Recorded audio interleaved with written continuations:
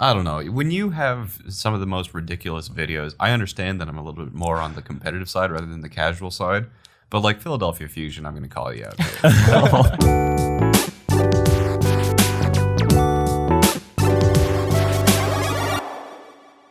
What's up, guys? Welcome back to Q Up, Team MB's official podcast. If this is your first time joining us, we take you inside the world of esports and gaming with the people who know it best.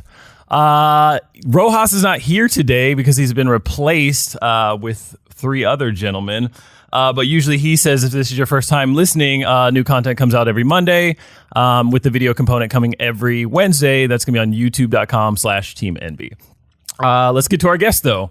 We have the coaching squad of the Dallas Fuel. What's up, guys? We have Jayne, Tikatee, and the new coach, Daemon. What's going on? How you doing, Jay? Doing well, man. Here. Doing well. Getting the blood flowing. It's early. Had a late night. Sounds like some of you guys had a late night. Tikatee stayed and played Smash Bros, yeah? Yeah, just getting to know everyone here. Yeah? Feeling people out with the Smash Bros scene in the NV office. Who was ripping, though? Well, me and Aero stayed behind a little bit to play with Vinny last night, and he was just demolishing us. We need to shape up. So Vinny is our, what is his title? Graphics guy? He makes the pretty. So if you've seen like a beautiful image on our social, it probably came from Vinny. If it looks like a third grader made it, it came from me. So just so you know. Jayne, you don't play Smash Bros. Well, I installed it. There was one day that we had a really long photo shoot when we were doing our initial media obligations for the league. We all went out to this warehouse and did like the team photos and the individual photos, and it was a long day. So you got to put some time in. No, Tasmo and I went over to a GameStop and we bought Switches, and I got back, and then I just realized how far I was behind on Smash Bros. In terms of like levels of skill, because I hadn't played since like the GameCube days. So I played Tetris 99 instead. Yeah. I feel like you're a Kirby player. Kirby player? Yeah. I mostly did Link. Link? Sword easy. I respect Hit that. things. Damon, you play? No, sadly not. The last time I played like something else other than Overwatch was like a long time. So that's why you're so damn good at the game. Yeah, maybe not. Well, welcome, guys. Yeah, we're gonna go through and just let the viewers know or the listeners know just a little bit about you. So I guess we'll start with Jayne since he's the closest to me. Oh man, what do you want me to start with? There's so many. We got to share something that my regular viewers wouldn't already know about me. I know, because you're just Mr. Popular and just killing it on YouTube right now. Okay, I'm sorry. Your name is Justin. That's a good start. You're the third. Oh, wait, how many Justins do you have? Yeah, I got three Justins. You're Justin. I'm Justin. Yeah. Justin is Justin. We could have the Justin Triforce today. True story. The power of Justin. No, tell us like where you come from, like what got you into Overwatch. I was originally kind of big in a game called EVE Online, but EVE Online was, for lack of a better term, dead game, dying game, whatever you want to call it. You know, people say that Overwatch is dying, but I've actually played a dying game, and we're nowhere near that point yet. Nice. So it's comforting as someone with a job, working in this game. But no, I had left the military in 2016 because I got injured there. And then I was going back to school. I decided to take that opportunity to kind of like change career paths and go from what I was doing to something new. And I decided to try business. And just because of my experience in EVE Online, I wanted to kind of like, while I was going through business school, kind of like see how I could apply it to gaming. And then Overwatch was just released. So I was playing that, trying to kind of like see how things were growing around the scene. And my initial plan wasn't to like do anything myself. It was kind of like, help somebody else. Either make it as a YouTuber or a Twitch streamer or something like that. But then things took a giant left turn, and I ended up streaming myself. And just off of like complete luck, my stream started getting quite a few viewers, and then the rest is history, and I'm here now. Was it like an instant thing? Oh, it was. Usually it takes years and years of people streaming consistently to get that kind of... I always talk about it when I'm talking to other new people who want to like get into Twitch streaming or getting into making YouTube content. When you're talking about growth on YouTube, like every single kind of order of magnitude is of the same difficulty. So getting from 100,000 subscribers to 1 million subscribers, that's the same level of difficulty as it is from getting from 10,000 to 100,000. But if you keep going down, getting your first 10 viewers or subscribers on YouTube is hard. It's so hard because nobody knows who you are. Nobody can even find you, let alone appreciate your content. So what happened for my content to go from like, I skipped a couple of orders of magnitude. Was that when the Overwatch Path to Pro was originally released, when Blizzard was like, "Hey, this is how we're doing contenders." Like this was pre-contenders season 0. They put this out and they're like, "Hey, if you want to go pro, this is how you're going to do it." And it was this massive thread on Reddit, huge upvotes. and I'm a bit of a social media junkie. So I went to this thread, and then I sort by best, and then I sort by new. And when I had flipped to the new section of this thread that had like 4,000 comments or something, there's this one guy that posted in there. He's like, I'm silver, but 2019 is my year. I'm gonna it's very positive. Hard. Yeah, I'm gonna get better, and then 2019 I'm gonna go pro. Nobody's gonna see this comment, but I'm gonna go pro. And at this point in time, I'd been kind of working as a coach, just kind of casually. At this point in time, I was like, hey man, if you're actually serious about wanting to go do this, like let me know. I'll at least help you along the first couple steps. I was expecting it to be this just like super tiny interaction that nobody except myself and this random stranger on the internet saw. Didn't look at that Reddit thread. Probably, I don't know whether I went to bed or something like that. But next time I looked at Reddit, it was the most upvoted comment interaction on that thread. And that kind of that interaction between this random silver player with aspirations of going, it's very wholesome, and some random dude offering coaching. Who would have thought that kid would become AKM? Yeah, true. No, he has since quit Overwatch, which makes the story a little bit less exciting. Oh, that's unfortunate. But, so that thread, I edited that comment with what was to be the date of my first Twitch stream, and then doing coaching for the first time on Twitch based off of that comment, and then IOStux actually, who already had quite a media presence, pinged his entire server because he had tuned into the stream as well and saw that I was actually doing a pretty good job. So I think my first stream hit 200, 250 viewers, which of course is multiple times more than you actually need in order to get partnership on Twitch. So hit affiliate in a week, partner in a month, and I skipped all of the hard parts. You had the fast route, man. You just got on the highway to success. I was so lucky. Unbelievable. That's awesome, man. Let's kick it to Daemon. So my name is Julian Ducros, alias Daemon. And I've been coaching now for 3 years. I've begun with a little French team that was still at the top, but really at the bottom of the European scene was Jayne Origins. And when I had the opportunity, I was a complete no-name. I didn't have any experience as a pro player or even as a coach.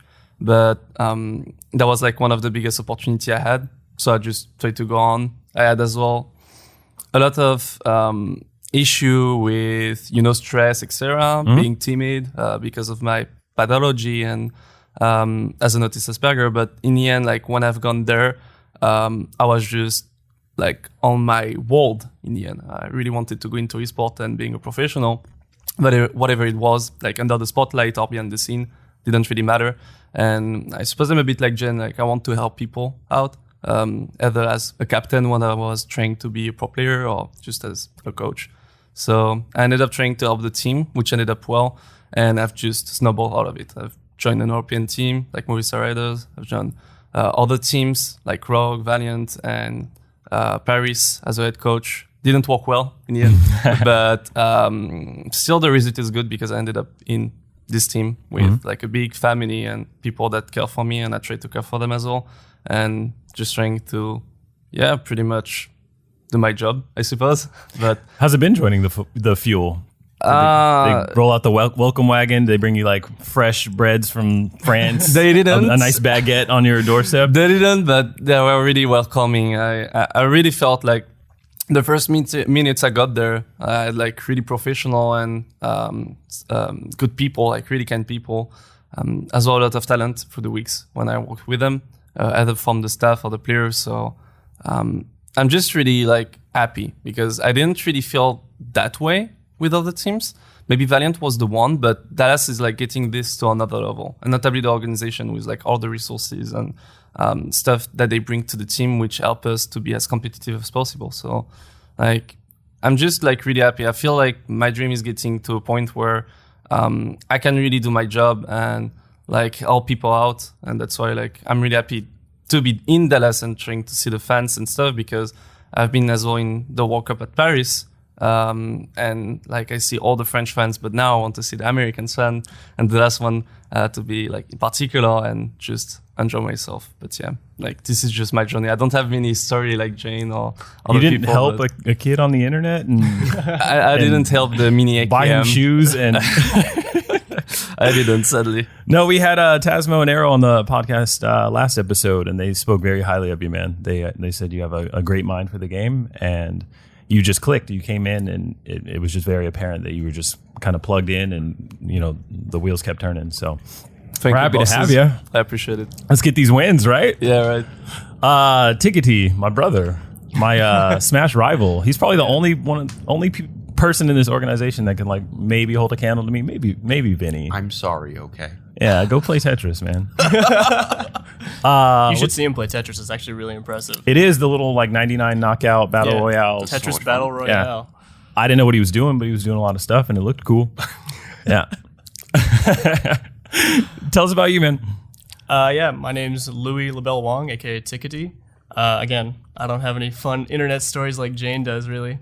But I started in Overwatch as a player. I think like everyone else, had big dreams going pro. Seeing the pros playing like in beta and everything made me really excited about the game. Seeing people like Taimu even like with the original OG like Widow headshot compilations and everything was like made the game really exciting. So jumped like right when the game came out. I joined a team with Aero. That's how we met. When the game first came out, we joined a team, and we were so bad. We were awful at the game.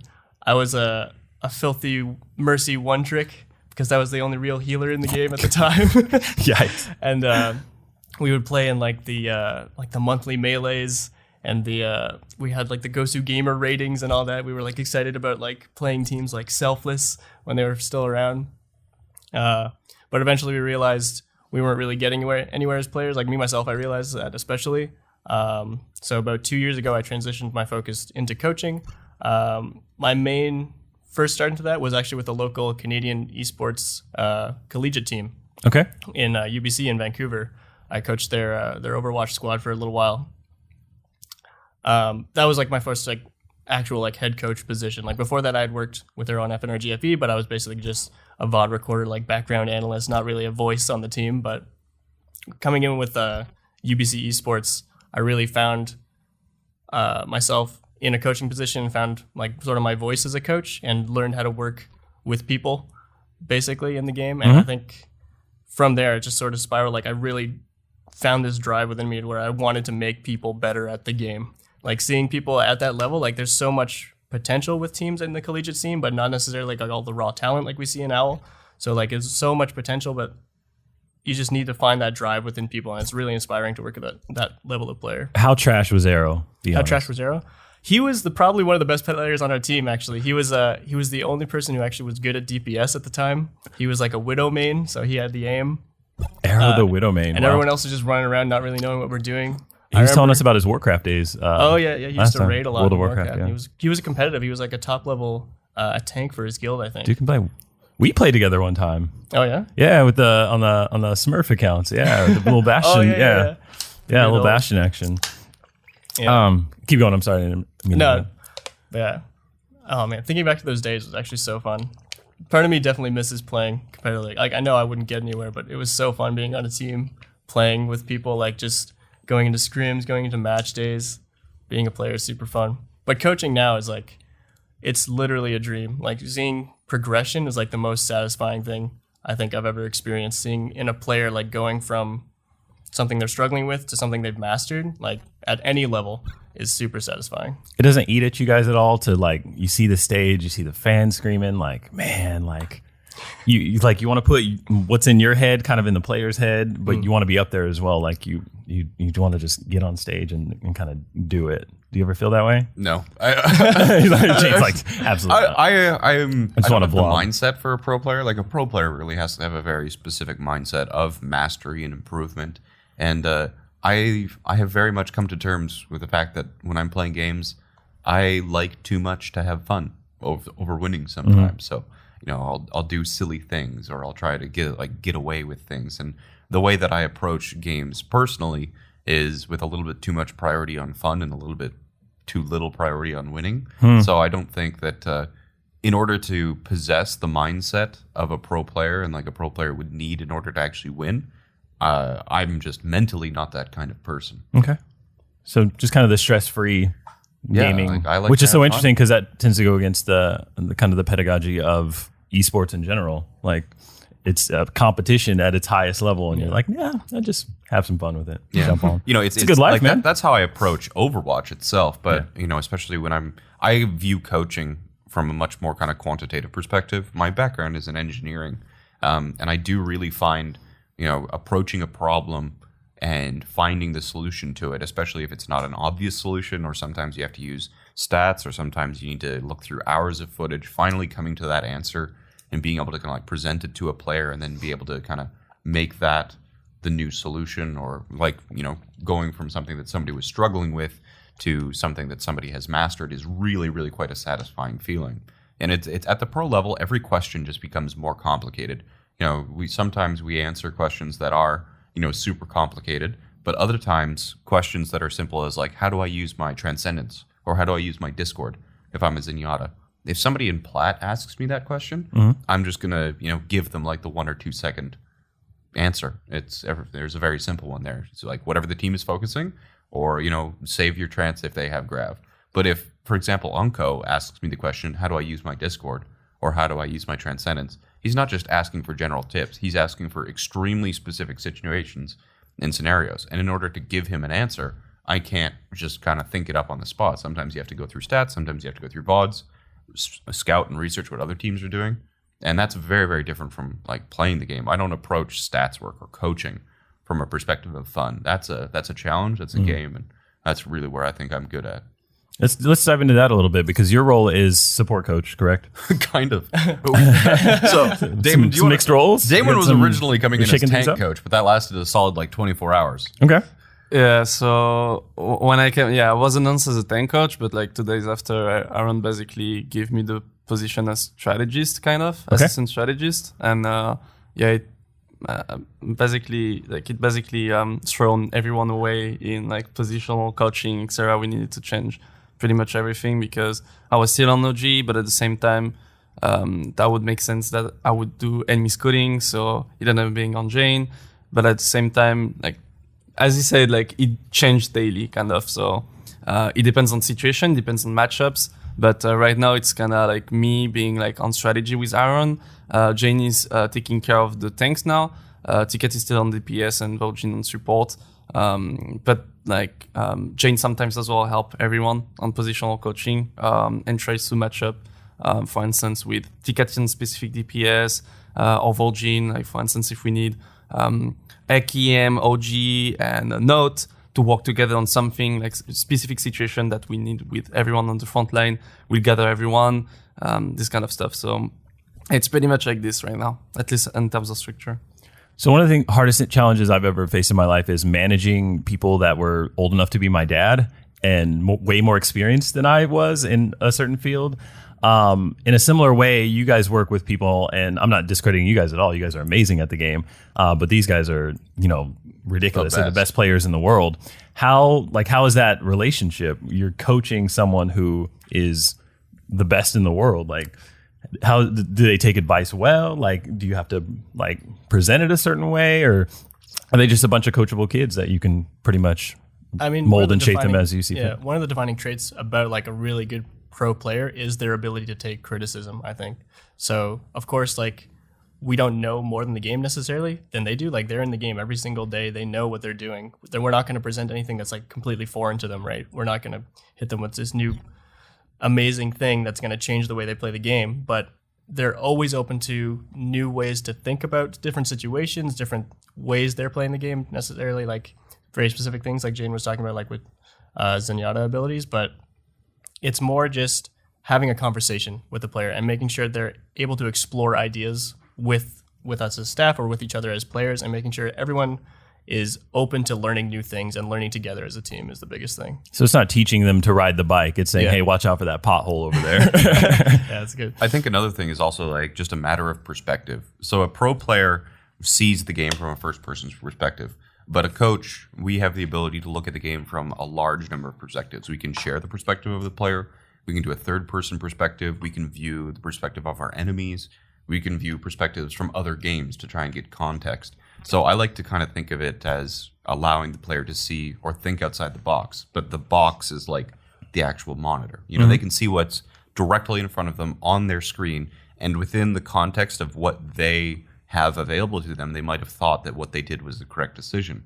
But if there's something that happened outside of their monitor that should have influenced their decision or caused them to act differently, you have to take that to them, explain kind of what was happening, contextualize the situation. And then especially if this information in the future is going to be something that needs to be gathered from a location that's off their screen, maybe a teammate, or maybe keeping track of something mentally like ultimates or cooldowns. You need to instruct the player on how to consistently kind of gather that information so that it can influence their decisions without it being presented to them on their screen.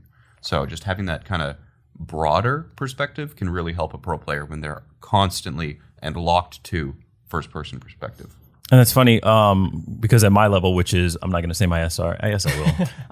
I'm a Plat for life. He's a Bastion main. I'm hard stuck Plat, Bastion main. No, but I also play Moira, and sometimes you get that tunnel vision. I don't know if that exists at that level. I'm very curious to know is sometimes I just see red. Like somebody's almost dead, and I forget the team. I'm just, like what's on my screen, I'm going like head in, just trying to get this person down, and then I'll go back to working with the team and positioning and spacing. That definitely happens in pro play. Okay, it's like in smaller windows, maybe like where it'll be like half a second where someone will tunnel, but it'll make the biggest difference, right? So like it'll mean a split up team fight out of nowhere when it should have been direct focus, and that's something that obviously is constantly being worked on, especially with us. And a lot of times it comes from the stuff Jayne is talking about. I can't see like behind me, you know what I mean? You only see what's on your screen. So like as far as positioning and stuff like that, like you're not super aware. So it's nice to have a team behind you that can go back to the VODs and say, hey, okay, zoom out. Let's look at it from, helicopter view and look at this and say, okay, do you see where you overstepped here? And it's like, dang, I really was out of position, even though I didn't feel like it in the moment kind of thing. So I'm happy to know that it doesn't just happen to me. The Bastion. No worries with AKM. You can see him in front of the enemy spawn trying to kill this 300 HP Winston, and we'll chase him through the map. So is he the one that sees red the most? Oh no, not usually. I feel like him and OG sometimes just swinging that hammer, and he's like, let's go. Everybody has their moments. Like they're not talking to each other; they're just making noises. Like I have no. Do you guys understand what they're saying? Yeah, for sure. It's grab. It's usually either character names or character abilities that we're calling on the enemy team, right? So they're just screaming one target to make sure everyone's on the same target, or they're screaming abilities that we should use or that the enemy has used so we can adapt to the fight. Or keywords. For example, if we have like closer trying to, anytime you have people who are like primarily Korean and there's like the plan is too complicated, sometimes we in review come up with like keywords that will trigger certain actions. So, we have like yoink has a couple different meanings. Come has a couple different meanings. But, it's kind of like, you'll sometimes hear like Zach being like, Closer, come. And then like Closer will look at him, see what he's doing, and then they'll go do something. But there was like no explanation because they've covered it in review. That's so funny. It's like the baseball signals where they're like tugging at their ears. Oh yeah. If you go into it without kind of like understanding like some of the things that we've worked on in review prior to the game, the comms are kind of confusing, but it's like a different language. It really is because you have basically 6 people. I like to call it 6 eyes, 6 ears. You've got 6 different sets of eyes on your team, all being able to see a bunch of information. But if you only have one person talking and 6 people listening, it's like you've lost 5 potential perspectives of information. So you have to have 6 people seeing things and 6 people hearing things. So it's no small feat. Yeah. That's why the comms are so clustered. Daemon, talk to us about Closer specifically. His role, and I don't want to get the terminology wrong. Is it called tracker, where he's basically paying attention to what kind of damage is being thrown out by the other team and tracking the other team's ults, so he knows he can call out like when another team has an ult potentially. Is that the correct terminology? Am I getting it right? I mean, kind of. It's like a support main that will try to track down ultimate, either on our side or the enemy side. And he will basically make a plan out of it. Most of the time it's OG, but Kozo can get into it. And he will just list whatever resources they use or we use. And like, we can even make all plans based on that. But they will be the one to try to just track that down, give that list, and that's pretty much it. Most of the time as well in game, he will try to speak about his speed boost, like movement management, this kind of stuff, and just basic communication that everyone is doing. But his primary position is like tracking down stuff. How are they so dang accurate with knowing what ults the other team has? It's more a question of experience. When you play 3 years, 7 days, a week, and just 8 hours, in a row, you get that feeling when people are doing like specific damages.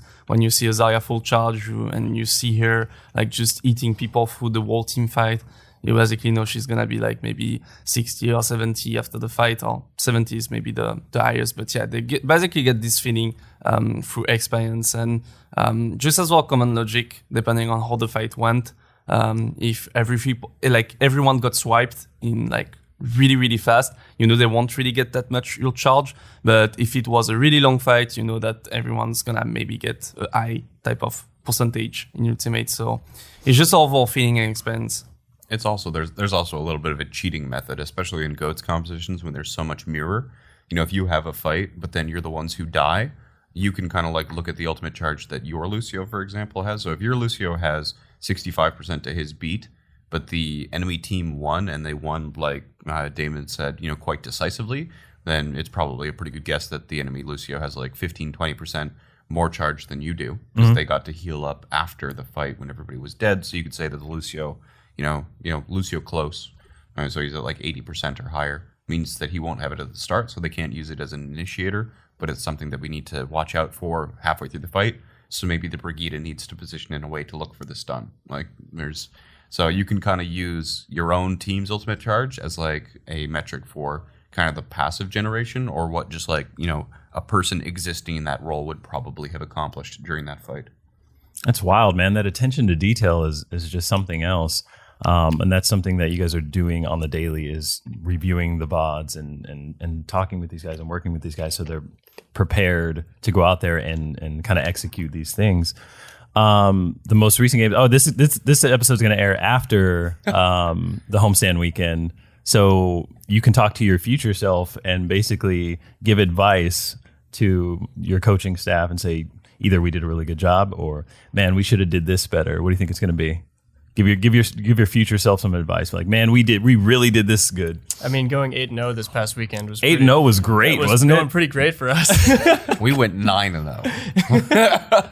Remember that tweet Jayne sent out right before the game? No. It's fire. No. No tweets from Jayne? No, I got way too much attention during the first stage there. Like, it really bothered me because I got this reputation for being like a trash talker during stage one. But the things that I were saying and I was discussing, they were no different than usual. And I was talking about them like to my stream. I wasn't tweeting them at people, you know, going after people. Like the whole London Spitfire and the Philadelphia Fusion there, where we called their goats trash. Like, that was supposed to be like an entertaining exaggeration for my stream, because I was talking about basically the very starting point of goats in the Overwatch League compared to like what we'd been seeing in contenders during the offseason. And like at the start, the Overwatch League teams were not as good as contenders teams were as goats. And that's a fact. So people took that as kind of like a trash talk, and I didn't like that very much. So especially recently, I've been trying to kind of just sit way far back, like very minimalistic tweets, professional tweets, because I didn't like the amount of attention I got, especially when, you know, the joke with Tikatee, for example, and I'm going to share this Tikatee just so that it gets passed around.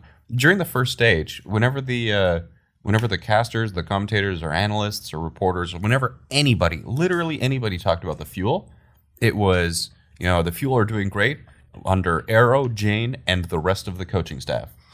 There was nobody else. Never gave my boy shine. He has never. This is coming out here. He has man. never ever been listed in like official media reports, publications. Ridiculous. Ever. Now Daemon's here.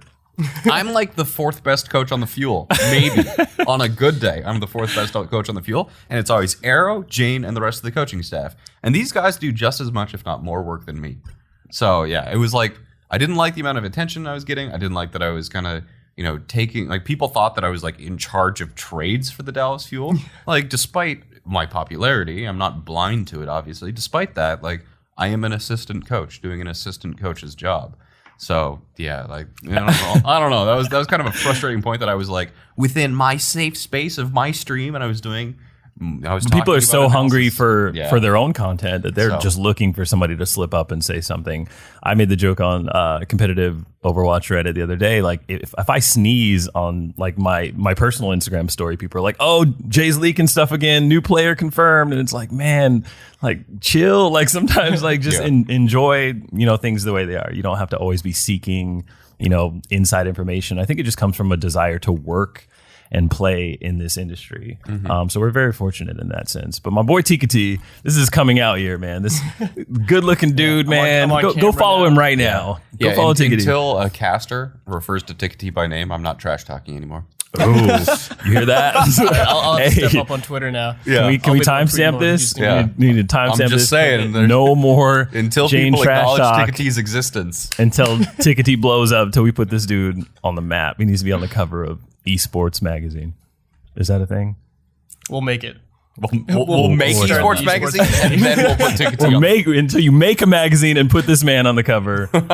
We're shutting it down. We're shutting down the trash talk.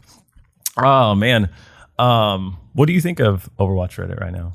Do you think it's a resource or a detriment to the Overwatch community? I think it's in some points it's a necessary evil. Yep. It's got its upsides and it's got its downsides. There's oh man, this is such a loaded question. Where do I get into this? Do you wake up? Is this like the newspaper? You wake up and It's one of check the it. outlets that I certainly check. Like it's got its good moments and it's got its bad moments. I think the worst part about just the Reddit itself is that sometimes it can get things very, very wrong. oh yeah, And then run with that. And then especially like there's a group of, and I won't even name their usernames, but they know who they are. There's like 4 or 5 or 6 people who are like regulars. They're like the regulars at a bar. You walk in, it's like 2 a.m. on a Saturday. Hey, they're Marty. there. 1 p.m. on a Tuesday, they're there. And they always comment first on like every single thread. And they always have the most bitter negative opinions. And Reddit is kind of a game where on Reddit, there is only ever allowed to have one opinion exist at a time because of the upvote and the downvote system. So these like really negative and bitter early commenters and regulars of the subreddit kind of really do a lot to shape the opinion and can very seriously harmfully shape narratives. Yeah. This happened with Daemon, for example, where I'll let Daemon talk about exactly what happened with the Paris situation, but he willingly and on his own came to Dallas Fuel. He wasn't fired. He wasn't, let go or whatever. And then a reporter basically misinterpreted this, whether it was based off translations or whether it was malicious, because said individual isn't exactly the most reputable blogger. shots fired. Pew, pew, pew, pew, pew. Anyway, so this entire narrative off of this like either one misreport or mistranslation, these really like bitter guys, the early commentators on Reddit, made these opinions, and then everyone else, it's very weird when you have kind of people who are not informed of an opinion. They take the first opinion that is given to them and they hold that as the utmost unbreakable truth, and they echo that and they add their own kind of thoughts onto this. So nobody had of the people who didn't have an opinion on Daemon before that, they saw a tweet that said he was fired. They saw these other bitter people who kind of like ran with that, and the entire narrative became Daemon is the worst coach in the Overwatch League. He was never fit for head coach ever. Just all of this utter just so much of it, and it was just so very painful to read. And then the correction came out, that whole fake news things. But the damage is done. The damage is done. Yeah. Fewer people, there will always be fewer people to read a correction than read an original story. Absolutely. So, half of the time, I'll give Reddit credit. Half of the time, it's fun. It's a community. You get to talk about cool things. There's no other kind of like place where you get to talk about such a mixed variety of topics. And sometimes you do have people on there, like in the scene, kind of like IOSUX, for example, who really does do a lot of great contributions, and that gets discussed. And it has its moments. But the other 50% of the time, it is probably the worst thing that could happen to people. Yeah. One thing I do love about Reddit, specifically that subreddit, is compared to traditional sports, like if you jump in the Dallas Mavericks or even the NBA subreddit, you're not going to find GMs in there. You're not going to find coaching staff in there. You're not going to find They're in there, players. just not on their main accounts. Yeah, it could be, very well could be. From what I've seen, I have not seen that level of direct interaction with players, coaches, GMs that you see in esports, and I hope that continues to grow. You're saying you've seen it.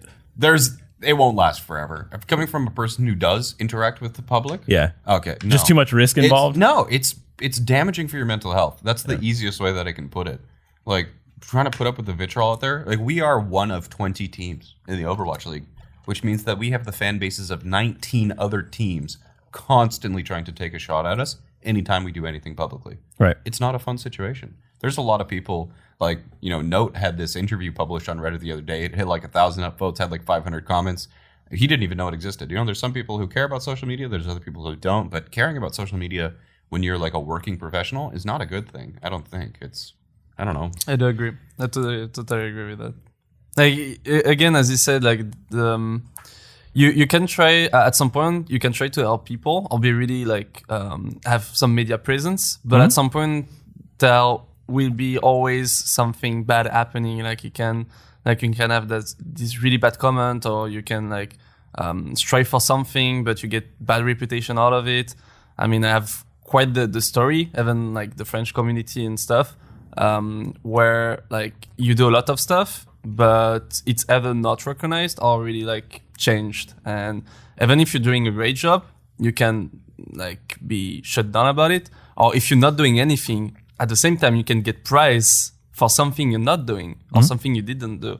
And that's the fact. And it's something that happening in sport as well. Like I've read many coaches' book, and like if we can take John Wooden as an example, the first thing he was saying is that you don't care about public opinion because they don't know stuff. Like they don't know what's happening.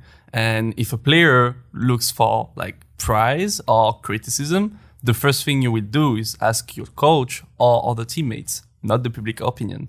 And since we're on an industry where everything turns around internet and Reddit and stuff like that, obviously we give it a lot of importance because this is our world. This is where we like spend most of our time. So obviously the Reddit NBA, like this is a really mainstream sector. So I don't think like Reddit will influence in any way the players in NBA. But when there's like interviews or I suppose like mainstream media and stuff, this is where stuff can get really hard for them or even for the coaches. But yeah, on our case, we're kids, like most of us are kids that look into the internet, and we have those other kids speaking about us, and that can be good things as bad things. And we need to have a control on this. Me, at some point, since I have like, I think Jayne and me have kind of the same reputation where we have a lot of people that can love us, but a lot of people that can hate us as well. And what I strive for is just reading all the comments, the good one, that makes me understand that I got some support. And notably when I got into Fall, I had like these really bad months with World Cup in Paris. But in the end, when I got into Fall, I've seen like many, not French only, but international people wishing me good luck, like stuff. Like I didn't see this wave of negativity anymore. Like that was quite even. And when I see bad comments, or the haters, as we can call them, I'm reading them because they give me the power to work harder, to show them that they're wrong. And at the same time, there's like really interesting comments or really good jokes. I can laugh at them. In the end, I can laugh at myself or just laugh at the stupidity of the comment as well. Yeah. But like in the end, I'm trying again. You can always strive for positivity. You can always strive for hope. Never fall into despair. Like either as a fan or as a player, just as a professional as a whole. You just need to strive for like every positivity you can get out of it. And when I see really bad comments, and I've seen people tweeting like right after my defeat back in Valiant when we did playoff and we lost against London Spitfire, like this like actual French guy that always tweeted at me being negative and like wishing me like really bad stuff and saying, they lost because of Daemon, blah, blah. I just laughed at it in the end. That was really weird, but I laughed at it because you can just see how much they're trying hard. They spend so much time like writing those comments, be ready for it. So like I can just laugh at so much commitment trying to spread negativity. And at the same time, it makes me really want to work harder to make this kind of this kind of attempt worthless. And I think this is what everyone should strive for. I know that, for instance, Zachary is getting a lot of hate around him, and it's underserved. It's like the same thing with French player Nico GDH, or even people like Jayne, even people like me. And like, I want this type of player to understand that they're genius, they're really good at the game, they're like totally underrated from what I've seen, and they just need to like have this control of the media presence and media assets, and just understand like again, these quite structure where they just need to strive for coach and players criticism or praise, nothing else. And people, fans especially, needs to understand that either for hate or even praise, that in the end they don't really know the inside and they can't really make judgment out of it. They need to like be laid back. I've been like this as well. Like before I've joined ROG, I was like kind of the guy thinking, yeah, ROG players not really good behavior, etc. When I joined the team, I've seen the inside. Now I can say ROG players are really professional. They strive for competitiveness, but you can't know it when you're not into it, and that's the thing. Even more with so much young people, it makes sense that we have this kind of popularization of hate or really weird praise and stuff like that. I don't know exactly how to explain it. I could go like 1 hour with it, but you got my thinking anyway. So, Tikatee, how do we change the culture, man? Can you change that culture? Because it's rooted in. I mean, you think about traditional sports and how these rivalries and these blood feuds and the battles, like that's what people love. People want the bloodlust. They want the trash talk. They want the. So yeah, you're gonna get negativity with that. People who are talking purely off raw emotion and like in the moment, like immediately after a loss, team's trash, make trades, get them out of there. Like they're just expressing emotion in a non-positive way. Yeah, is there a way to change that?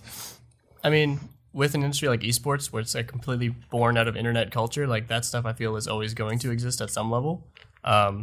The most we can do, I think, is just promote within our own team dynamic, like just like Daemon's talking about, just ignore it or laugh it off as much as we can. We're always here to support each other. It's more important about how we deal with it than whether or not it exists, I think. Mm-hmm. So just being able to ignore the hate, follow the praise as much as we can, is the best we can do, honestly. And we should challenge our fans to follow suit. Yeah, exactly. You know, and do that as well. They should be the ones. We're lucky enough to have like one of the biggest and most supportive fan bases in the league. Absolutely. And we still, I guess with that comes a lot of the hate as well. Just a lot of people, the counterculture, right, where people like want to hate something nice for whatever reason.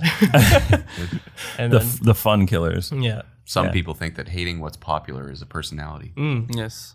It's weird. This, by the way, this is a nice part about being the rest of the coaching staff, is that nothing's ever directed at me. Tikatee never makes a mistake. Yeah. The worst I've seen is like, what does a DPS coach do when everyone's playing goats? So when it comes to content, I see you using Instagram more. Kudos to you. Yeah, I came through and did a little training with the fuel staff and team and players, and just talk to them the importance of using social media as a tool.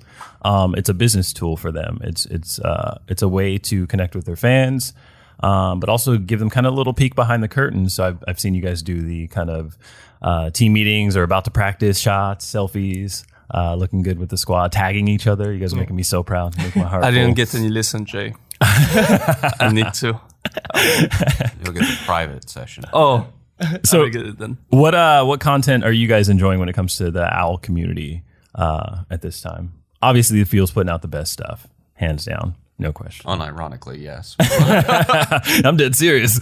No, but what do you guys enjoy? Is there YouTubers you're watching? Is there a series that you're interested in? I think the OWL broadcast production itself, it does a tremendous job. I think it's very clean. They're having a lot more fun with it in their second year. Yeah. There's a lot of segments that are more lifestyle content, which I enjoy. So honestly, just curious to hear. Personally don't really consume any Overwatch content. Maybe Jayne. I'll watch some of Jayne's stuff. Jayne, Jayne, the content king. Yeah, I don't know. I've been frustrated recently. Not recently. I've always been frustrated with like just how bad some of the other OWL teams' media and their content teams like I don't know. When you have some of the most ridiculous videos, I understand that I'm a little bit more on the competitive side rather than the casual side. But like Philadelphia Fusion, I'm going to call you out. Did you guys see that video where Fraggy was attempting to like knock over playing cards with elastic bands? That sounds like Thrilling, Yeah. doesn't it? it sounds sounds very interesting. Yeah. Like, out of all of the things I could care about a player's life or like a team environment, you know, You're saying that's off-season content. yeah, it's not even off-season content. It's just boring content. I would much rather, I don't know, like do literally anything else than watch that video. There's just some things, some interactions with players I just don't care about. Like if I'm the kind of person who is a large consumer of YouTube and Twitch content, I want to kind of see what kind of person Fraggy is. You know, I want to see what he does, what he acts like when he's playing the game, you know, his interactions with the rest of the team. I don't want to see him kind of in an isolated bubble in a PR corporate shine where he's, you know, racing some Linux server to set up while he tries to make knocking playing cards over with an elastic band entertaining. Like, there's just so much of this content that is just not entertaining, and it's got like such a ridiculously high production value that it's almost laughable. Like the Los Angeles Gladiators, they're doing okay. They're doing okay. They have so they're doing like their tank tips right now, which is like a really high production series. What's the name of the series? I caught the name of the series. It was very clever. I think it was just tank tips, wasn't it? No. What was it? It was I don't know. Keep going. But My producer's fingers are flying. He's like, the funny thing here is that like they're doing like really great produced videos, high voiceovers, and they're doing kind of like educational content, which is cool. But then like there's a couple times where Think Tank. The Think Tank? Think Tank. Your producer came through. Actually, that was the OWL version. Valiant is Tank Drills, he's saying. Thanks, Mike. Drills. Okay. Thanks, producer man. But like the one time, so if I'm a person who plays Overwatch and I follow an Overwatch team, like you have to understand that most of these people are like casual viewers. The things that we consider base knowledge are some of the things that absolutely blow people's minds. You know, if I ever want to like impress Twitch chat or something like that, I'll just tell them that Blizzard, Maze Ultimate, is actually line of sight, not area of effect. So you can hide behind a wall or a pillar or something like that and you won't get frozen. We just blew my mind. You didn't know that? No. See, congratulations, your Twitch chat. Tasmo told me, especially as a Bastion player, if you shoot the corners of Reinhardt's shield when he's bubbled, it doesn't give feed him the energy. bubble. Yeah. Stuff little things that people don't. If you knew that, so if Mr. listening to podcast right now, if you knew that, congratulations, you're basically the 1% of people consuming Overwatch content.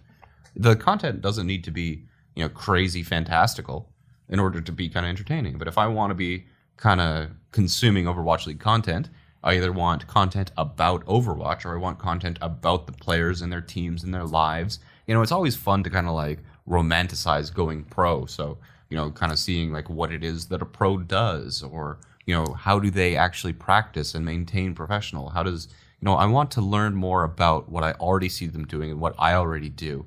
There's nothing entertaining about knocking playing cards over with elastic bands. So I don't know. There's so many Overwatch. Can we sprinkle some goofy like fluff content in there on top of that? You got to garnish it, right? With like, a little bit of that. If you're gonna have like fluff content, I think the worst part about this Philly piece was that it was Fraggy in isolation. There was nobody else, right? Yeah. So I like one of the good examples of like a fluff piece was when Aero and Tasmo did the Thanksgiving Thanksgiving turkey stream. Yeah. That was so funny and great and hilarious. Like, I love that. And you got to see Aero and Tasmo kind of like being themselves. It was unscripted. You know, it wasn't like with the purpose of trying to secretly sell you a Linux server. It was just like two guys on a team hanging out, cooking, and like, especially cooking with how for their much of kids. a family we really are as a team. Like, that's fun to share. So that kind of fluff content is great. But, you know, there's so many league teams that put out content. And especially one of the other kind of just pet peeves I have is when orgs or like management treat the players like children. That also drives me absolutely crazy. Like, the players are working professionals. They absolutely are. They've done something that millions of people have tried and failed. They are the 1% of the 1%, the 1% about doing everything they do. And it's not just being good at a video game. It's the mentality to be a professional, to be better than everybody else who also wants to be a professional. You know, it is hard to do what they are doing, what they have done and what they are doing. And to see teams on social media treat them like children, or like in some cases like pets, is also just revolting to me. But that's my rant. Jayne coming in with the hot takes today, man. How do we get? I just want a video of Tikatee's hair just like blowing in the wind. Just you know how they make like the hour-long loops on Give me YouTube, a big piece of construction paper. and we'll just do that. Ban him. That's our happened that's going to be our fluff content. Yeah. I said I wanted to get into action sports a little bit and talk about, or is it Akshon Esports? Akshon Esports? Yeah, and they had been known throughout the community for making really good kind of recap videos. And now it seems like that is slowed. It may have returned. I'm starting to see more again. You said you know what's going on with that whole situation. Do you want to talk to us about that? I know a little bit about it. So the thing with Akshon Esports is, like, this is actually even going back to kind of like the Reddit opinions. Sort of what Akshon Esports was doing was basically creating game summaries where they would kind of like take the most upvoted clips or the most viewed Twitch clips from the Overwatch League games, and then kind of like put them in chronological order so you could watch the most exciting moments of the Overwatch League game without actually having to watch Overwatch League itself. You didn't have to watch it on Twitch. You didn't have to watch it on YouTube. You know, if you missed yesterday's games, you would go to Akshon Esports instead of Overwatch League.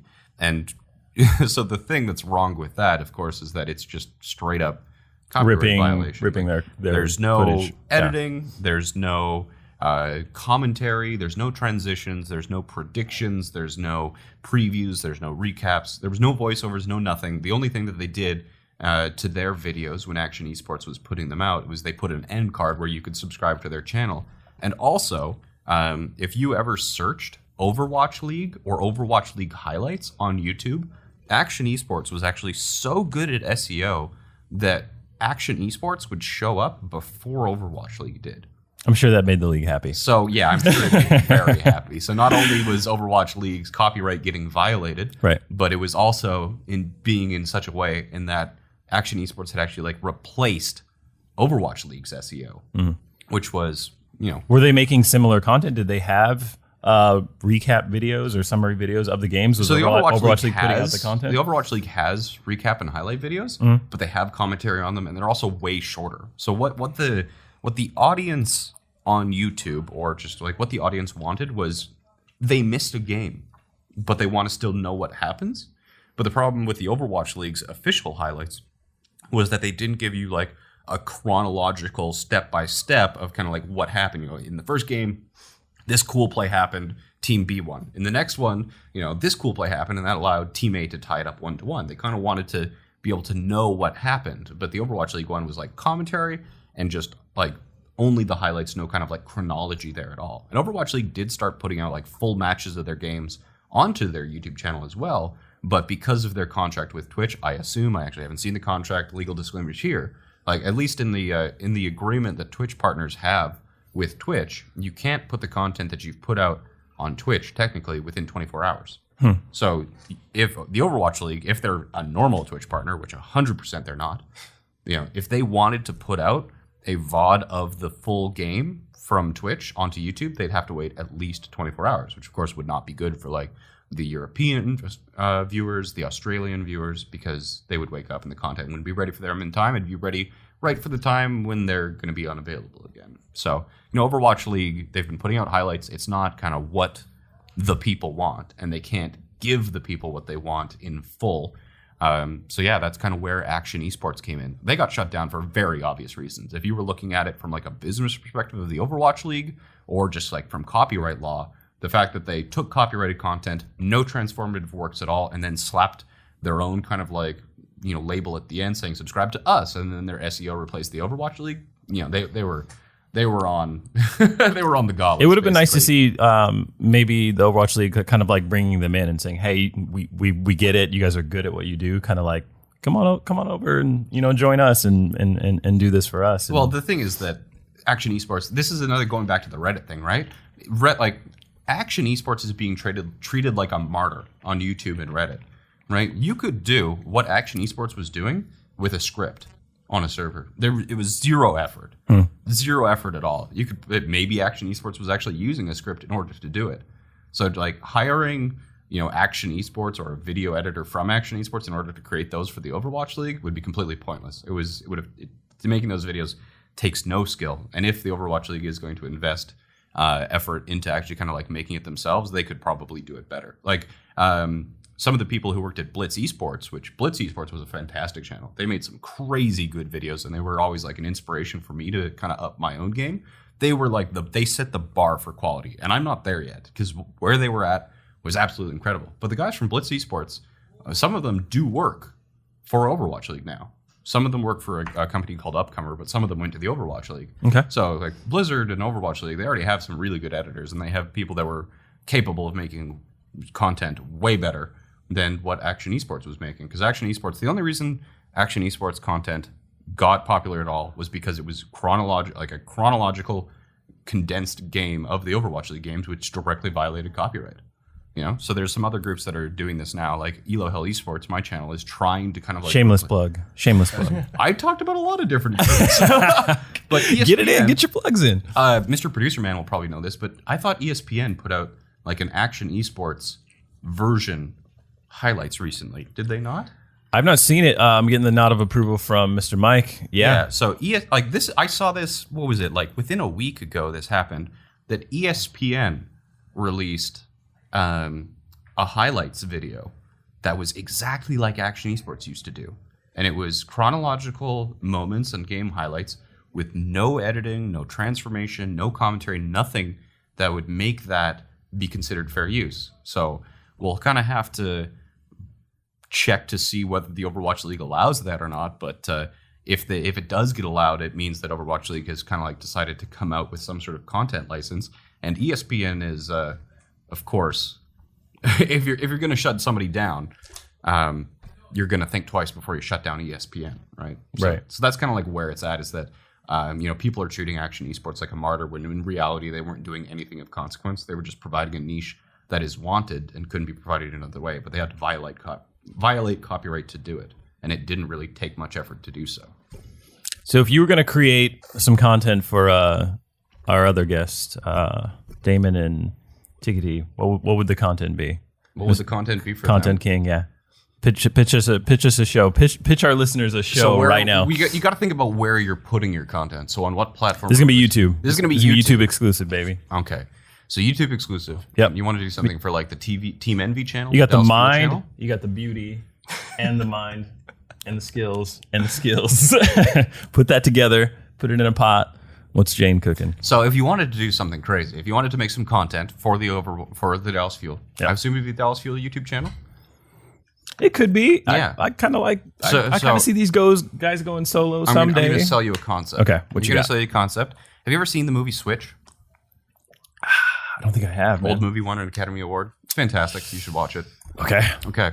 So the point of this story is that Switch Google starts that. out with, I think, or was it Crash? Was it Crash? It's a bad pitch already. It's the story. It's a where- bad pitch already. Yeah, Damon's there's a out. whole Damon's bunch of out different already. He's not storylines. signing on So this there's a whole bunch of project. different storylines, and then at the end of the movie, they all converge. That's Crash. That's Crash. Thank you. Crash, not Switch. Switch was like a pickup movie with Will Smith, wasn't it? Hitch. Hitch? We're going all over the place. Yeah, that one. Crash, 2004. Obviously, everybody knows this movie.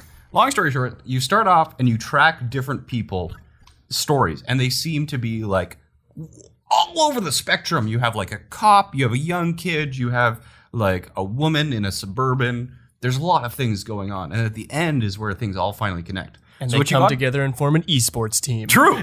but actually, what you got to do here is you got to follow Daemon, who has his unique life, how he likes to operate. You've got Tikatee, who's roommates with Aero, which would make its own entertaining thing. That's a sitcom. That's a 90s yeah. sitcom. But then you have like one problem occur, or you're preparing for a team, and then you see Daemon is approaching it from a strategic mindset. He likes to look at things from like map perspectives, and he likes to prepare really detailed and intricate spreadsheets, which kind of, it's not like an actual spreadsheet. He just uses Excel to kind of like detail the players' roles and things in with this. Whereas Lou, when he's coaching and he's working with people like Zach, he's much more kind of like personal, very interactive, like one-on-ones, constantly in the DMs, talking to them. Mm-hmm. So you have this person who's like extremely strategic in how he approaches his life as well as his work with the fuel. And then you have Lou, living with Aero, that much more kind of like social life. Who is your roommate? I don't even know. Your roommate's with Vol'jin right now, right? Vol'jin. And then, so you could kind of like have more of like a day in the life of each of them, and then how this very kind of like one-on-one approach and how this very kind of like strategic approach comes together to solve a problem and win a game. You guys on board with that? No. Absolutely not.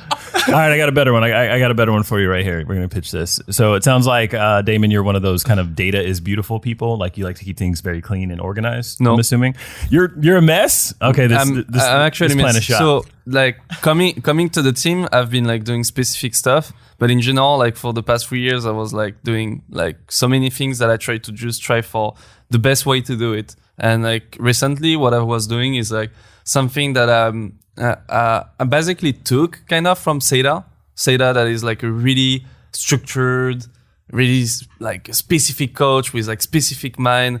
And me before like seeing like such a coach, I was just a huge mess that would like not being structured, etc. I was doing like a lot of one-on-one stuff actually because I haven't worked with the French players. So the French players like people like Unco, Ekem, etc. needs this kind of interaction, needs this kind of socialization because they won't get it from just a listen. Like from today, like just doing the spreadsheet stuff. Dylan is already the one that, there's too much details, Daemon. Stop doing that. Really Something simple, please. Spot on. Like that's just the way it is. And that's why I try to just have every stuff in like the best way of doing it. Like I've learned on trying to do one-on-ones and try to learn on giving lessons kind of, because when you need to structure communication, need to structure game plans, etc. The best way to do it is something with a lot of visualization, like something that you can really see like from draws or just specific colors, simple, packed, and just like trying to make jokes as well. And since I'm a really weird French, I'm sometimes good at doing jokes. And they're getting receptive from it because just doing a classic listen, they would just be all serious like this, for instance. They will just be really serious and they will be bored at some point. So you just try to do stuff. But yeah, lately, since I've been doing strategy and trying to just try for something really structured because we need it, I've been just doing like the SETA type of stuff. Okay. That's why I'm not on board. That's what's nice about having like such a robust coaching staff too, is that we can have people specialize in these specific things. So we've got Professor Daemon doing his strategic lessons and everything, and then it allows me to open up and just be more one-on-one with the players, like Jayne was saying. Like I can focus solely on a specific player for a day or something we need to focus on with specific players, and I don't need to worry about making sure everyone's also listening to the overall strategy and stuff like that because it's already covered by someone else. I think the versatility in everyone is so huge. Like everyone is so talented. I could see it in like the first weeks being here. Like everyone, including Vol'jin. We don't speak about Vol'jin, but this guy is genius. He's the rest of the coaching staff. It's now Aero. Shout out Jayne, Vol'jin. Louis, Shout out to Vol'jin. Shout out. and the rest of the coaching staff. But yeah, like everyone is so versatile and being really talented that like in the end we can just try for specific position and just like have those like people working really, really hard on one stuff, But in the end, that's why it's changing daily. We can like trust people to do the job. And I'm really entrusting everyone to do that. So Good stuff, guys. I'm going to leave you with this, Jim, before we get out of here. Jayne, you're sitting in the back of my production. Your backseat, man. We're going to put Daemon front and center. He's going to over-explain an Overwatch play in French, so we're going to have subtitles.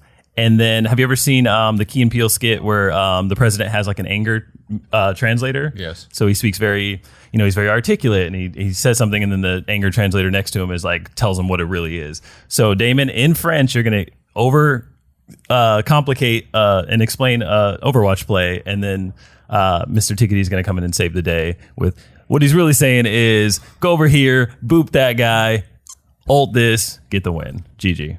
Right, GG, go next. Speak slow so I can understand the French. Sold. That's a hit.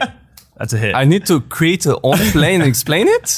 No, we'll work it out. We'll Explain work out the details. what was the most complicated play we've pulled off so far this stage? The flash. We can speak about our Paris strategy. No, that would... We're not trying to give away strats here. No? Let's talk about something that's happened already. Yeah, what's the flashiest play we've had so far, like on a highlight or like play of the week, was the AKM Widow on King's Row Attack. Yeah, that was one? You weren't sexy. around for that one. Yeah, but No, I wasn't there. Oh yeah, you should explain in as much detail as possible map control and attention, and then Lou would just be like, just shoot Map quick. control? Yeah, This is gonna go This week was so long. poorly. So like so it was on Kings Row. We attacked, scouted that they have an Orisa, and then we decided to go back and swap to an attacking Orisa on Kings Row. So how we abused This map is so control unfair and 'cause attention. Damon wasn't even Yeah, he around wasn't when we even on the team developed at this point. He wasn't. When we developed the whole strategy and composition and counterplay and everything. Oh, we're having too much fun. But Man. at the end of the day, AKM just clicked heads. At the end of the day, you just click heads. We got to get out of here, man. We gotta get out of here. They're kicking us out for a meeting. Thank you guys so much for coming on, man. Thanks, yeah, it's been great. Just hearing kind of the insight and behind the scenes stuff that you guys provide, and thank you so much for your support of the team because it's really showing a difference in season 2. So hopefully, when you're listening to this, we won Homestand Weekend. Yeah. Do you guys think we won? Hashtag 8-0. Hashtag ain't no, baby. Let's go. As always, thank you for listening. If you could leave us a comment below, let us know who you want to see next.